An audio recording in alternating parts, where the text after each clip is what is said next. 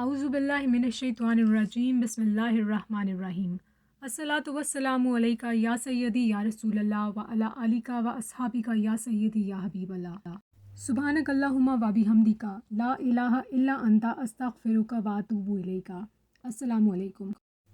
آج کی ویڈیو میں انشاءاللہ ہم درود پاک کی فضیلت بیان کریں گے۔ اس میں سب سے پہلے آپ سے ایک حدیث مبارکہ شیئر کروں گی اور اس کے بعد آپ سے ایک درود پاک شیئر کروں گی ایک واقعے کے ساتھ انشاءاللہ۔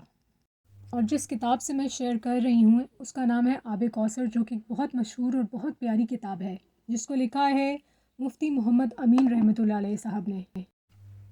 حضرت سیدنا ابو سعید خدری رضی اللہ تعالیٰ عنہ فرماتے ہیں کہ رسول اللہ صلی اللہ علیہ وآلہ وسلم نے فرمایا کہ جو قبر یا تو جنت کے باغوں میں سے ایک باغ ہے یا دوزخ کے گڑھوں میں سے ایک گڑھا ہے، یعنی کہ جو لوگ مومن ہوں گے، جو لوگ نیک ہوں گے، نیک اعمال انہوں نے کیے ہوں گے، ان کو جب قبر میں دفن کر دیا جائے گا تو ان کی قبر بہت خوبصورت ہو جائے گی، بڑی ہو جائے گی، کشادہ ہو جائے گی، جنت کے باغوں میں سے ایک باغ ہو جائے گی۔ اور جن لوگوں پر عذاب مطلوب ہوگا تو وہ دوزخ کے گڑھوں کی طرح ایک گڑھا بن جائے گا جہاں پر میت کو عذاب دیا جائے گا۔ اللہ پاک ہم سب کی قبروں میں نور بھر دے اور جنت کے باغوں میں سے ایک باغ کر دے انشاءاللہ۔ اچھا، آب کوثر میں جس کتاب سے یہ واقعہ جو میں ابھی آپ سے شیئر کرنے لگی ہوں لیا گیا ہے، اس کتاب کا نام ہے جامع کرامات اولیاء، اور یہ اس کے پیج نمبر 579 پر درج ہے، جو کہ فرسٹ ایڈیشن یعنی کہ پہلی جلد ہے اس کتاب کی، اس میں تحریر ہے۔ اب میں آپ سے وہ واقعہ بیان کروں گی اور اس کے بعد انشاءاللہ ایک درود پاک شیئر کروں گی۔ حضرت خواجہ احمد بن ادریس رحمۃ اللہ علیہ کا ایک مرید مکہ مکرمہ میں فوت ہو گیا اور اس کو جنت معلیٰ میں دفن کر دیا گیا۔ جب دفن کیا گیا تو وہاں ایک بزرگ جو کہ صاحب کشف بھی تھے، انہوں نے کشف کی نظر سے دیکھا کہ حضرت ملک الموت علیہ السلام اس مرنے والے کی قبر میں جنت سے فرش لا رہے ہیں۔ سبحان اللہ، کبھی جنت سے قندیلیں لا رہے ہیں، قندیلیں سمجھ لیں جیسے لائٹس ہوتی۔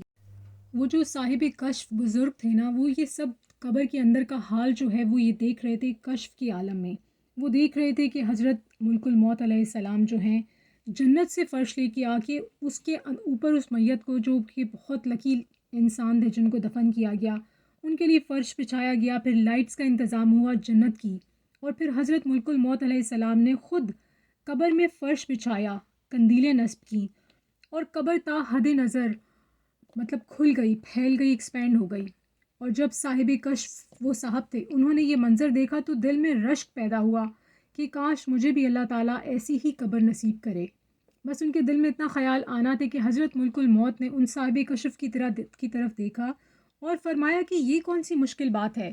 جو مومن بھی وہ درود پاک پڑھے جو شیخ احمد بن ادریس کی طرف منسوب ہے، اسے اللہ تعالیٰ ایسی ہی قبر عطا کرے گا۔ اور وہ درود پاک یہ ہے جو ابھی آپ کو اسکرین پر نظر آ رہا ہے۔ آپ اس کا اسکرین شاٹ لے کر یا پھر ویڈیو کو پاز کر کے آپ یہاں سے نوٹ ڈاؤن کر کے پڑھ سکتے ہیں۔ یہ آپ کو بھی اسکرین پر نظر آ رہا ہے، آپ اس کو پاز کیجئے، چاہیں تو لکھ لیجئے۔ اگر آپ میں سے کسی کے ذہن میں یہ سوال اٹھے کہ ارے یہ تو بہت لمبا ہے، اس کو اگر یاد کرنا پڑا تو کیسے یاد کریں گے اگر ہم اس کو ڈیلی روٹین میں پڑھنا شروع کریں گے، تو دیکھیے اس کتاب آب کوثر کے مصنف جو ہیں انہوں نے آپ سب کے لیے کیا لکھا ہے۔ یہ فرماتے ہیں کہ اگر کسی کو مندرجہ بالا درود پاک یاد نہ ہو تو وہ جو بھی درود پاک محبت سے پڑھے گا، اللہ تعالیٰ اس کو اپنے فضل و کرم سے مندرجہ بالا انعام عطا کرے گا، کیونکہ جتنے بھی درود پاک بزرگان دین سے مروی ہیں، یعنی کہ ریلیٹڈ ہیں، منسوب ہیں، وابستہ ہیں، وہ برکت و عظمت سے خالی نہیں، بلکہ ہر درود پاک پر اللہ تعالیٰ کی طرف سے ان گنت اور بے شمار انعامات ہیں، اور اللہ تعالیٰ ہر اس مومن کو جو اس کے پیارے حبیب صلی اللہ علیہ وآلہ وسلم کے دامن سے وابستہ ہو جائے اسے محروم نہیں فرماتا۔ سبحان اللہ، بے شک۔ تو ہر درود پاک نور ہے، محبت سے، عقیدت سے آپ نبی پاک صلی اللہ علیہ وآلہ وسلم کا قرب حاصل کرنے کے لیے درود پاک ورد کرتے جائیے۔ اور آپ سب کو جمعہ مبارک۔ اور ذی الحج کا بابرکت مہینہ شروع ہو چکا ہے، پہلے 10 دن بہت برکت والے ہیں، جتنی بھی عبادات ہوں آپ اپنے لیے دعا کیجیے، اللہ تعالیٰ ان کو قبول کیجیے، آپ کی عبادات کو بھی قبول فرمائے، اللہ تعالیٰ آپ کی دعاؤں کو بھی قبول فرمائے۔ اور آپ جب بھی دعا کریں تو ان سعادت والی گھڑیوں میں، ان مبارک دنوں اور راتوں میں پوری امت کو اور قافلہ درود پاک کو ضرور اپنی دعاؤں میں یاد رکھیے گا۔ درود پاک ورد کرتے بھی جائیے، کرواتے بھی جائیے، لکھتے اور لکھواتے جائیے، 1 کروڑ کی نیت کرتے اور کرواتے جائیے، اور دوبارہ سے میں یہی عرض کروں گی کہ پوری امت کو اپنی دعاؤں میں یاد رکھیے۔ اپنا بہت خیال رکھیے، اجازت دیجیے، اللہ حافظ۔